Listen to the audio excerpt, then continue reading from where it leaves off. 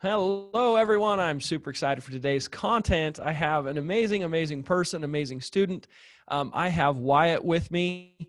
Wyatt, welcome. I'm excited to have you, my friend. Hey, thanks for having me. Of course. So, Wyatt, you're actually right here behind me as well on my student board. Can you see yourself right here? Aha. Yeah, looks good. So, yeah, I've got your Facebook profile picture up there. That's usually how we pull your guys' pictures, our students. So I see you're in a basketball jersey. Did you play college ball or is that high school? I played college ball at a small school, but but yeah, Right. called dome That's ball. awesome, dude. I love basketball. I love it. Me too, man. We'll have to play. I'll have to come out to Omaha and we'll have a one-on-one. Sounds good to me. It'd be fun. Hi, my name is Zack Boothe, and I help people just like you consistently find massively discounted properties all across the country so you can fix and flip, buy and hold, or wholesale real estate. If you need help, I have a ton of free resources, including an absolutely free wholesaling course. Click on the link in the show notes to get access to those free resources, or you can go to dfdmastery.com, click on free resources, and get access to all the free content. So tell me, my friend, so people that are watching this, listening to this is a success story. So my students are up here on my wall that haven't done a deal yet. And my goal is to get them off of this wall and onto the success wall in the next room.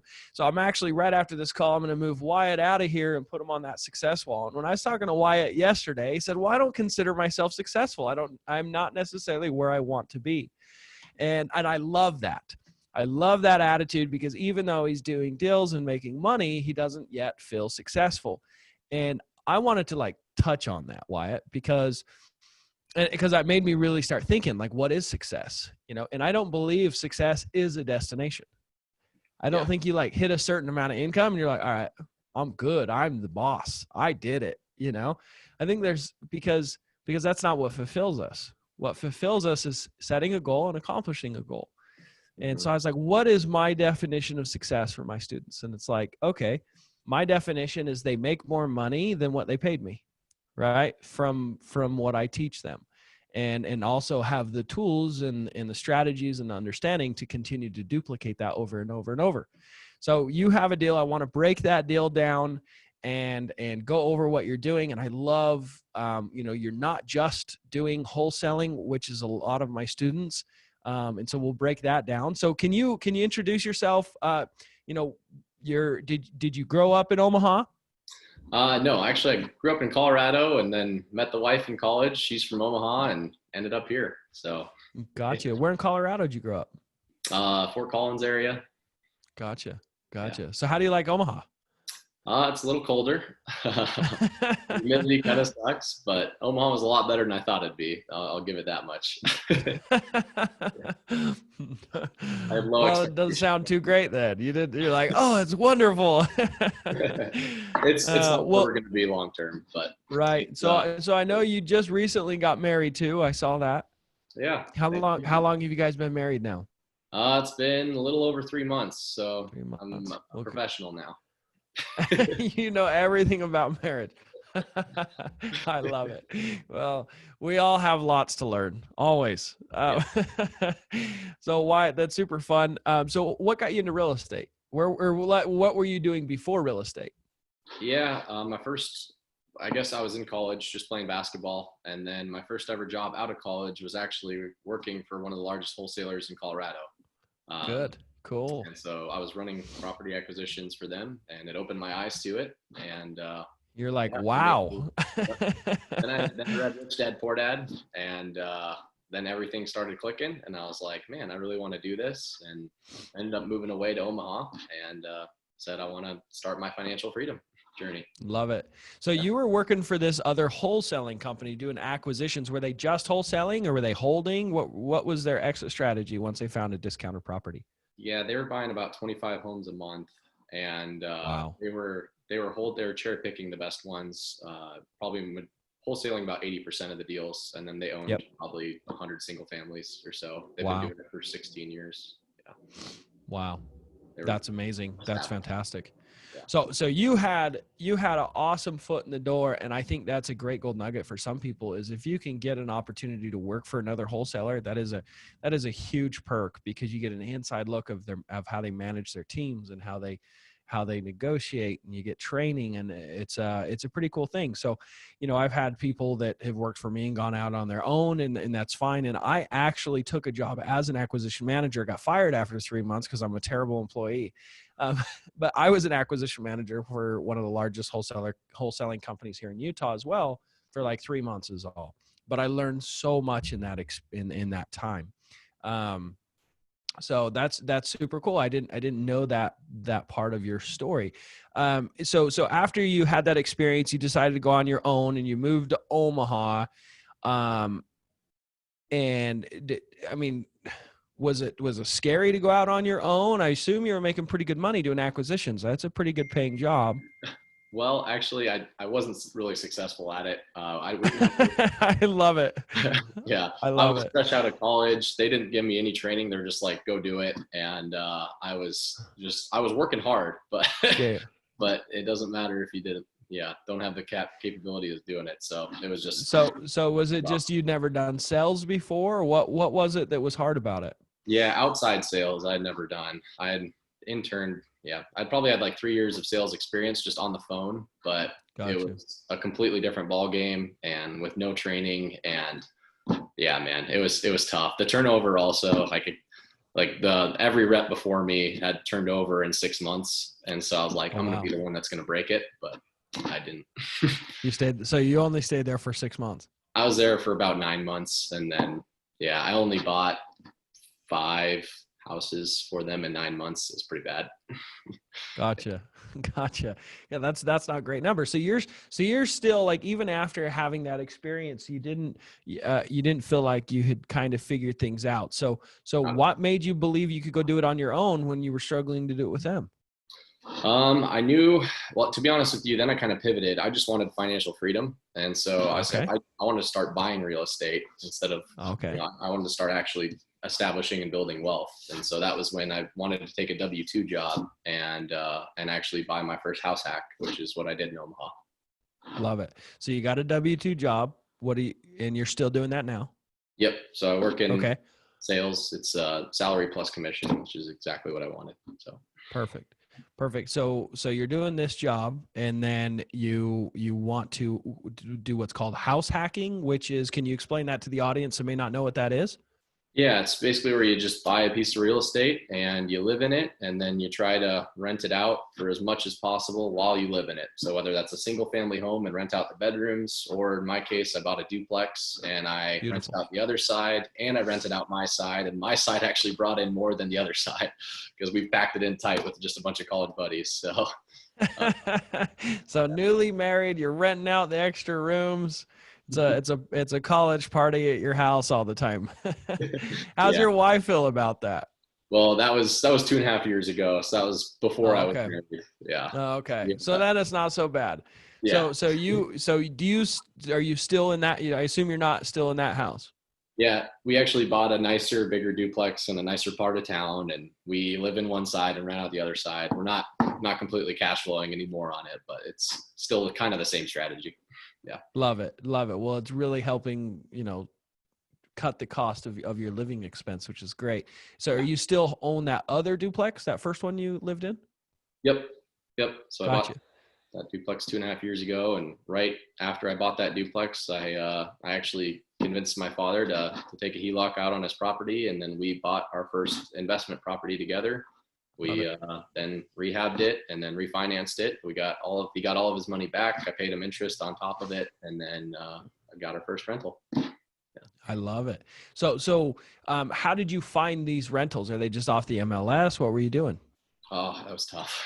The first one was off the MLS, and it was, 3 months of realtors hating me, just like every day after work. So, I love it. Okay. Yeah. And then after that, we started buying properties mainly with wholesalers. Okay, so you're buying from wholesalers. So at what point did you go, okay, well, I want more help at finding discounted properties myself, and come to me? What happened there? Why did that happen? Yeah, that was at about the beginning of the year, when we had So probably this is towards the end of 2020 right right. now, right? So this Yep. is end of September 2020. Yep. So fast forward, we had bought in about 7 or 8 houses, and then from wholesalers or the MLS, Yep. and it's just very Cool. competitive. So hard to find deals. Yeah. And that was when And I then was like, you're paying kind of a premium, right? totally, yeah. So yeah. So you're never Yeah. getting like a home run deal. It's like base hits, maybe a double. But Right. anyways, then eventually I was like, okay, I want to source my own deals. I want to figure out how to do this. And that was when I took the class. And then, yeah, we were fortunate enough to close and get our first one. And it's a good one. So let's talk about that deal. So you wanted to source your deals, came to me because I could show you how to do that. You start your marketing. Mm-hmm. Let's talk about exactly what you did with that marketing, because people watch this because they want to change their own lives too, right? So let's just drop a ton of value to them. So what exactly did you do to find that first deal? Yeah, so my one of my best friends, his name's Keg. He was very passionate about real estate too, and so I went to him first about driving for dollars because I didn't really, I guess I could find the time, but he was passionate. It worked out great for him, so he knew what to look for. He was passionate about real estate, and so he started driving for me, and then he would just find the properties, and then eventually we had about 1,000 or so properties, and I just said, let's go ahead and do it. Let's just jump. And I sent out the mailers, and from those first about 1,000 properties, we ended up probably setting about 5 appointments, running maybe 2 of them, and then actually buying 1 of them. So it was Love it. So let's rewind a little bit, because you said some things that some people may not know what pinning a house is, for example. So you had your friend go out and drive around in Omaha and found 1,000 properties that looked like they needed a little love, right? Yeah. Yep. Okay, so you found 1,000. About how many hours did he spend doing that? He probably spent about 10 to 12 hours doing that. Wow. So 10 to 12 hours. So he's finding like 100 properties every single hour. And that's the beauty of the driving for dollars system that we teach, right? Is being able to build that large list. So he builds this beautiful list quickly. I mean, you could do it in a day, honestly, right? So he builds this list. Now you got to send some marketing. You got to send postcards to this 1,000 properties, which is kind of scary because it costs money, right? Mm-hmm. Right. So that's what, $400 ish in postcards. Yeah, it's about $400 in postcards plus. Yeah, I was trying other things too, like I was trying other things, so it ended up costing me about $2 to $3 grand all in all, after like for courses and everything. Just all in all costs. I was just like, I'm just gonna take the leap, and then when the calls come in, I'm gonna make sure I answer the calls. Yeah. Love it. So you're spending money, you're spending hard-earned money, right? You're hoping that this works out, which I love and respect, right? Like that's what I mean by I'm consider you successful because you took those risks. You did the work and you got results because you did the work, right? Like it's so often, like I text my students, and we do accountability Mondays now, and I get messages, hey, I haven't started, and it's like, come on, let's go. It can be done. You can be successful if you just do the work. And yes, you got to do the work in some of the right ways. But you did it, right? You did that work. So you got 2 leads, you said. And what happened with the one that didn't work out? What happened there? It was just, I mean, they wanted a lot of money for the house. They weren't super, actually, I got that one under contract too, but then they realized that they wanted to buy a new house, and they realized that house prices were a lot higher than what they initially thought. And so then they, Gotcha. They wanted to cancel it, and I said, okay. Okay. Gotcha. So it just didn't work out. It wasn't a fit for both of you. That's fine. So then, but you got another one that it was more of a fit. So tell us about this deal that you were able to get. Yeah, it was a small little house in a great neighborhood. I knew it'd make a great rental. I was initially, again, looking at it for deal sourcing purposes, not wholesaling. And so I knew that houses in that area would be worth $125,000 fixed up. And I knew on the phone call when I pre-screened things, asking her just what she wants for it, she said 93. So I knew it'd be there was room there. And then, yeah, to be honest with you, I really was in the position to buy a property at the time. So I tried to negotiate a little bit. I came in at 81. She held her ground, and eventually she just said, at 93, it's yours. And I confirmed that. And kind of like you said, like, ooh, 93. Right. All right. And right. Yeah, looking back at it, I probably could have negotiated better, but well, that's part of the fun, right? When you're producing leads, you get to get better and better at the negotiations. And I assume that you've watched those negotiation strategies, and that's why you say, you feel like you could do better now, right? Yeah, definitely. Gotcha. Well, and that's one of the big things that I can help my students with, that I teach. So we have a negotiations course that comes with the mastery program for my students, right?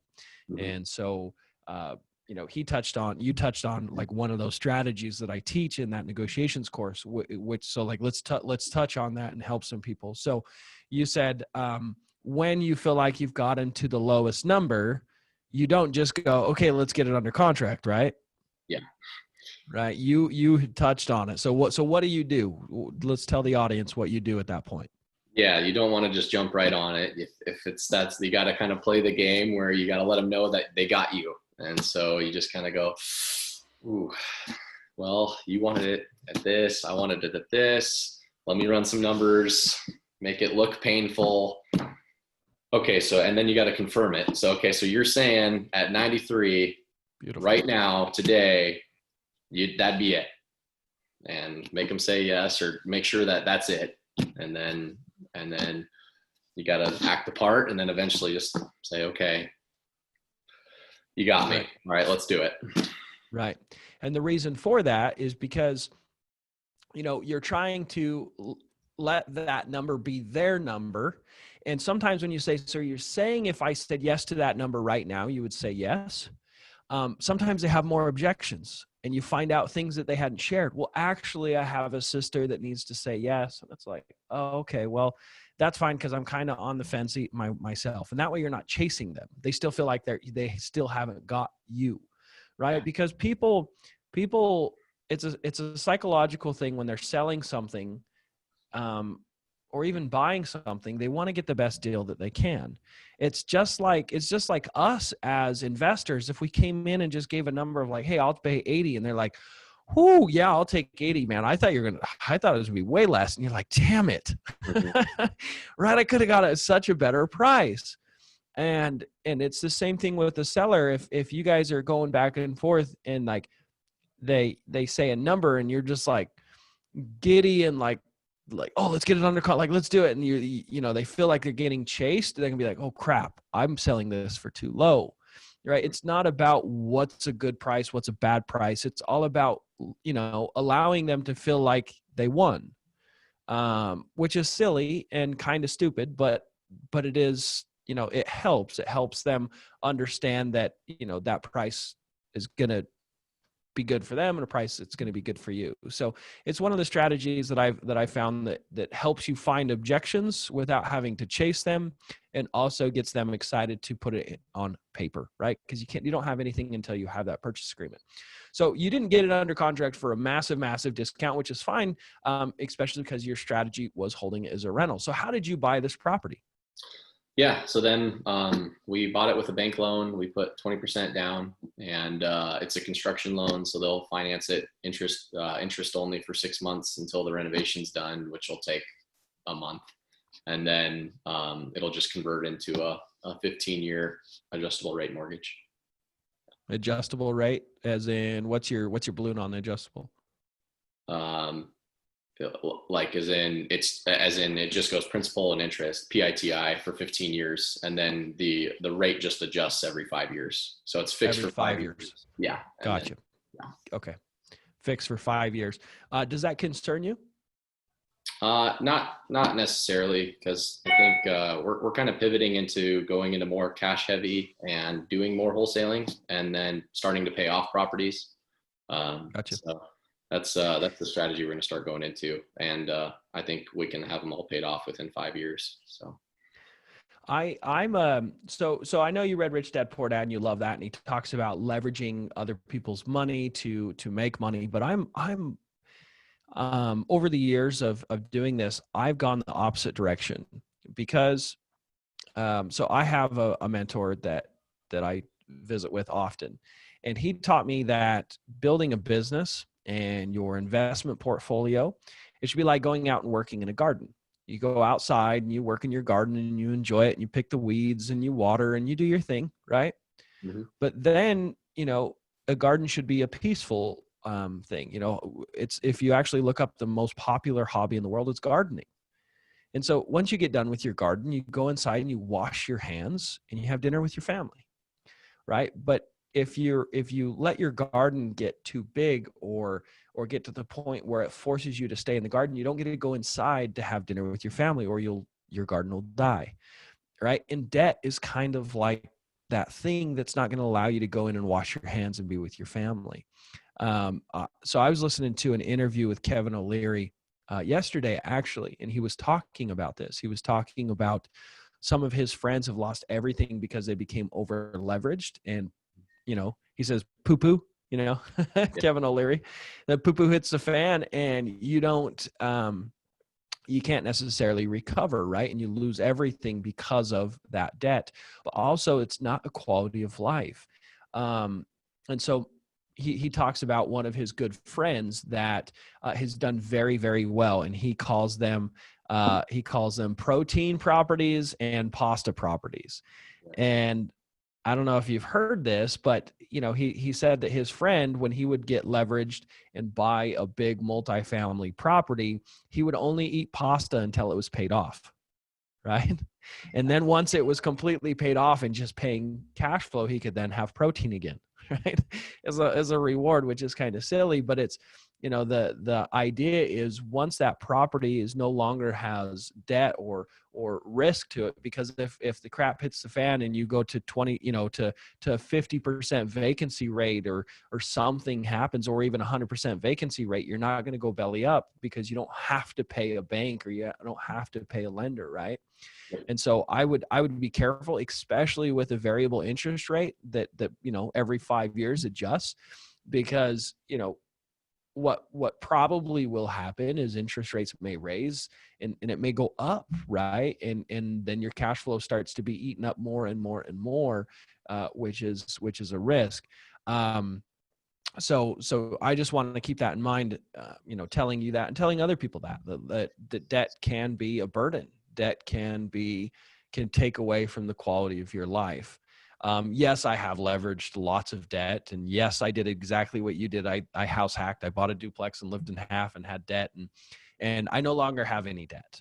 And it's a wonderful thing. I remember going into the bank and wrote that off, and it's an amazing thing.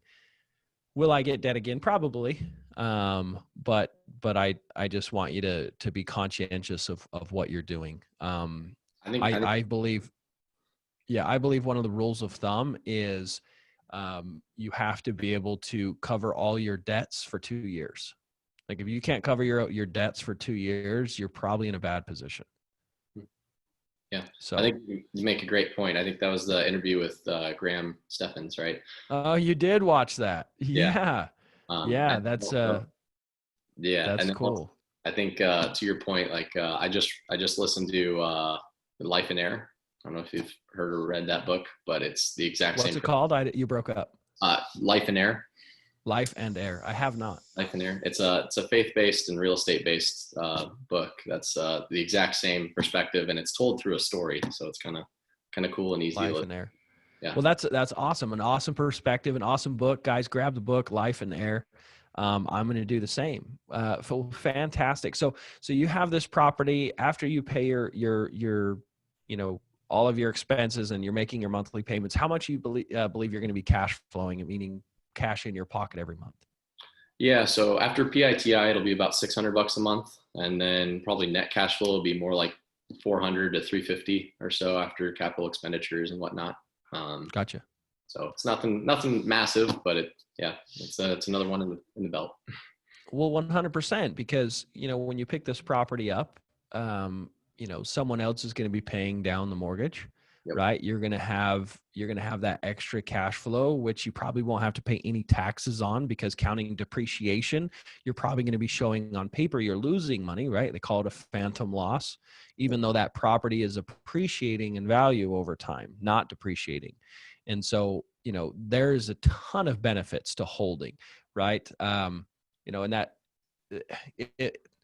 true wealth, right, comes from your net worth, not necessarily from what your earned income is, because that can get shut off, right? The well can dry up. But when you're holding properties, your net worth, that's how you can sit back and live for 2-3 years if the poo-poo hits the fan, right? Like Kevin O'Leary says. Yeah. And well, awesome. Go ahead. Sorry. Probably my favorite part of this deal, and the refinance hasn't happened yet, so I'm assuming it's going to refi at 125, but the bank will give me a loan for 80% of the refi. And so that'll be $100,000. And to be honest, this is the lightest rehab that I've ever done. Like, most of the property was pretty ready to go, just paint, flooring, and carpet. So it's and it's a small property, so it's going to be less than $5,000 for the remodel. So I'm actually going to be pulling out the marketing costs that I spent on it and a little bit, plus picking up the property for free. So it's pretty cool that the marketing cost is covered as well. Yeah. I love it. So there's cash flow to cover, excuse me, marketing costs, buying the property, fixing up the property, and then now you're going to hold an asset and you're going to be $0 out of pocket, which is amazing, right? And you can keep doing that over and over and over. And when we talked yesterday, you said, I'm not quite to where I want to be, which is wonderful. I love that you have a vision of where you'd want to go. Will you share that with your audience, with this audience, and how you plan to get there?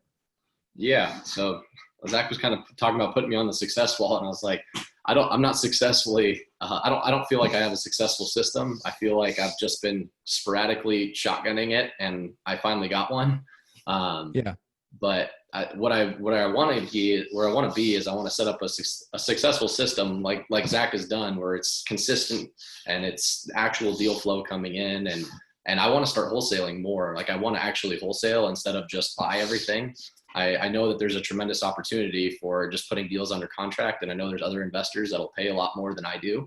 So there's money to be made and people to connect in the industry here, where that's where I want to get to. And Zack pointed out a great point, which is I'm the entrepreneur, but I'm not very systems based or analytical, I guess. I try to set that up, but that's probably my weak point. And getting with somebody that is very, very much like that would definitely help a lot.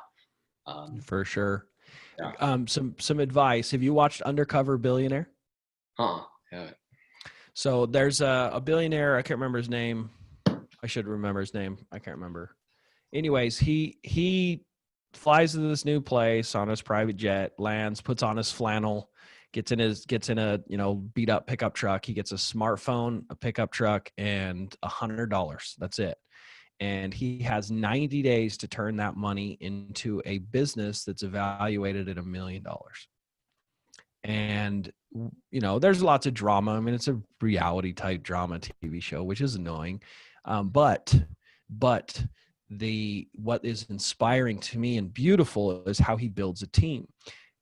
He starts a company that he'd never touched in his life and builds this business, and he hustles and puts together the money to be able to afford to build the business, because he has to pay for his living expenses too.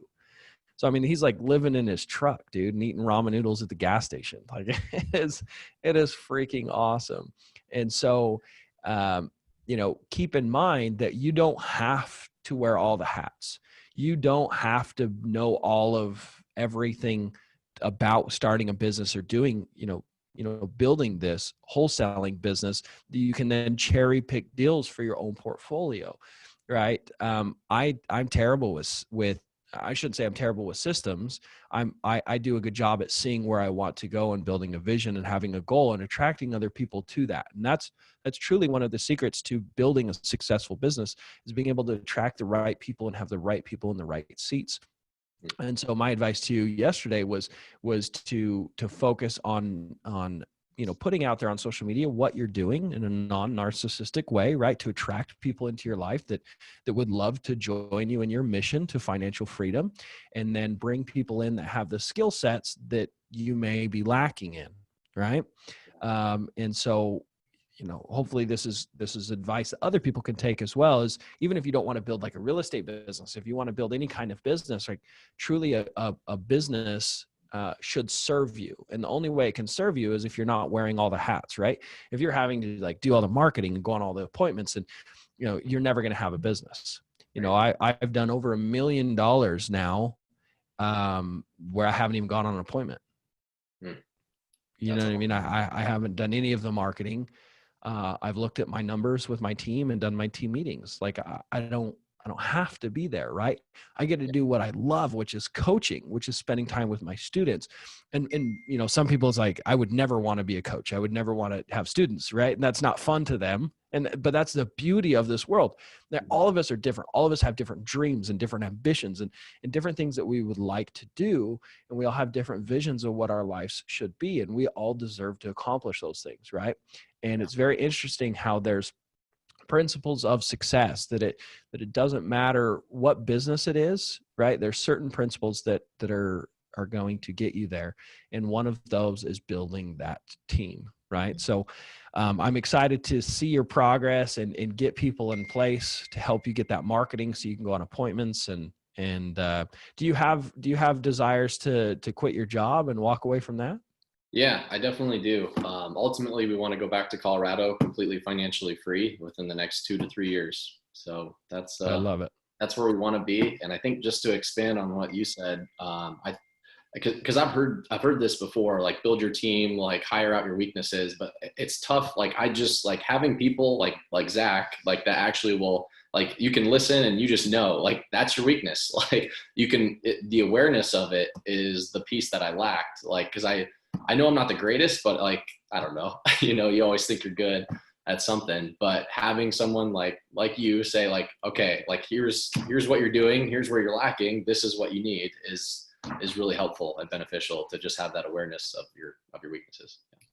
Well, I appreciate that, but you got to realize like, it's a skill set, right? Like business, like I said, there's business principles. There's a reason that people like build a fortune, can lose it all and then get it back in 4 or 5 years or less, right? It's because they have that skill set. It's like, you played college basketball. When you were 7, did you have the same skill set when you were 20? No. Right? That's a learned skill. Yeah. Right. And there's some passion involved. There's some competitive drive that's got to be involved, right? Building a business, same thing, right? I can walk out.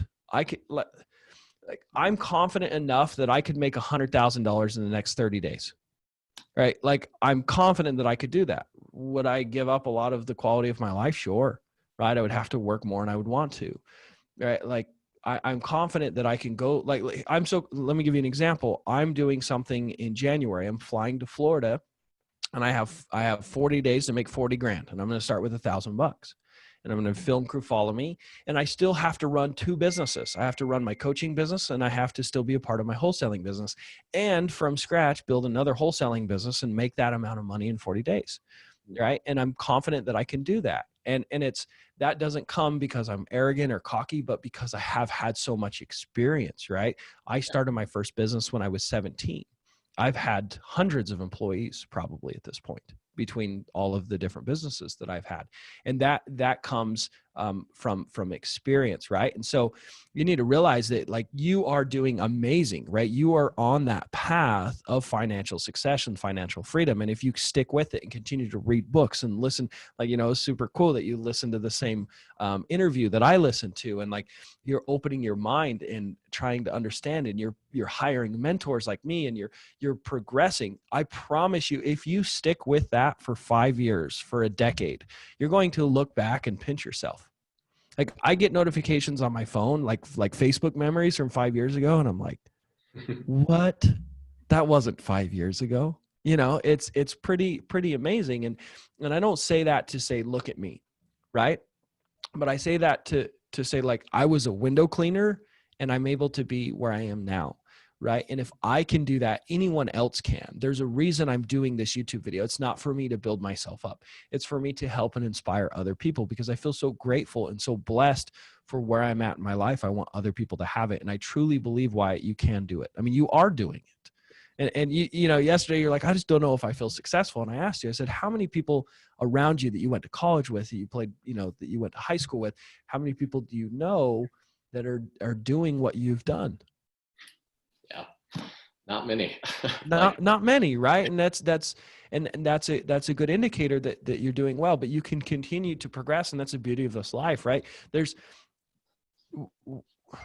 the potential we have. I don't know if we'll ever hit it. Right? Like, I don't think we'll fully tap out our total potential of who we'll become before our lives are over. You know, it was kind of funny. You said you wanted to move back to Colorado, and still have your operation here. So, I actually have an interview this week with one of my first students, Michael McLeish. Have you met Michael? I don't know. I haven't. Okay, so Michael, he actually lives in Colorado now. He moved to Colorado. So he started his business in Greenville, North Carolina, and he has his operation there. And then he moved his family to Colorado because that's where he wants to live. So now he's running a business in a whole different state. And, you know, he bought a Jeep, and he's always posting pictures camping on, you know, some mountain somewhere, and, you know, living an amazing life. And so proud of him. He posted the other day on his social media that he did $1 million in like the last 12 months. You know, which is amazing, because that's, you know, 2 years ago, I think he was at like 300,000 a year. And so, like, it doesn't take a lot of time. Obviously it takes some work and effort and heart and soul, but it doesn't take that much time to hit financial freedom. So I'm actually really excited to interview him this week and share that. So keep a lookout for that. Yeah, definitely will. That's awesome. So pretty similar goals, I think, to what you have. So yeah.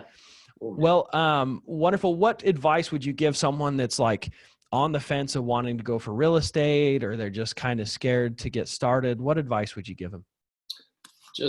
I'd say do it, and then you'll figure it out. Just go take the actionable steps, and then like find mentors, find resources, read, listen, just go submerge yourself in it. And the easiest thing is just take one step a day. Just go do something. Just go do it. Yeah. Love it. Well, thank you, Wyatt. Thank you for being here. Everyone that is listening, if you guys are interested in becoming a student and getting put on my wall, you have to apply. I only have a limited amount of time to help my students. And so you can go to my website and book a call and apply. Go to dftmastery.com. Anyways, thank you all for being here. Thank you, Wyatt. We'll talk soon. Yeah. Thanks for having me.